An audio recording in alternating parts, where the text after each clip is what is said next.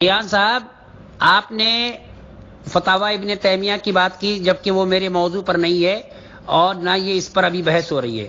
آپ نے کہا کہ اعلیٰ حضرت امام اہل سنت نے دجل کی۔ جناب ریان صاحب، کچھ تو شرم کریں، کچھ تو حیا کریں۔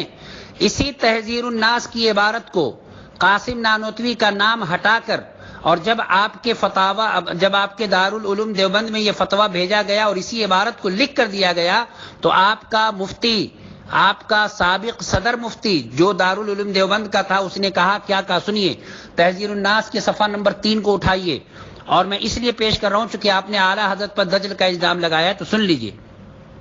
یہ کیا ہے کہ عوام کا، یعنی کہ یہی جو میں عبارت پیش کر رہا ہوں تحذیر الناس میں دیکھ لیجئے کہ عوام کے خیال میں تو رسول اللہ صلی اللہ علیہ وسلم کا خاتم ہونا بڑی معنی ہے کہ آپ کا زمانہ انبیاء سابق کے زمانے کے بعد ہے اور آپ سب میں آخری نبی ہیں، مگر اہل فہم پر روشن ہوگا کہ تقدم و تاخر زمان میں بالذات کچھ فضیلت نہیں، پھر مقام مدح میں ولاکن رسول اللہ و خاتم النبیین فرمانا اس صورت میں کیوں کر صحیح ہو سکتا ہے؟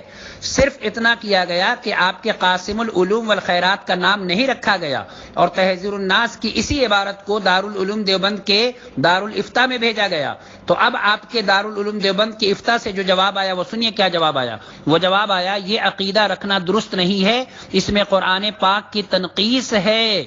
تو اب بتائیے کہ قاسم نانوتوی کی عبارت کو جب قادیانی بن کے کوئی پیش کرے تو آپ کے دارالعلوم دیوبند سے یہ فتویٰ آتا ہے کہ یہ قرآن کی تنقیص ہے۔ مجھے بتائیے کہ جو قرآن کی تنقیص کرتا ہے وہ کافر ہے یا نہیں؟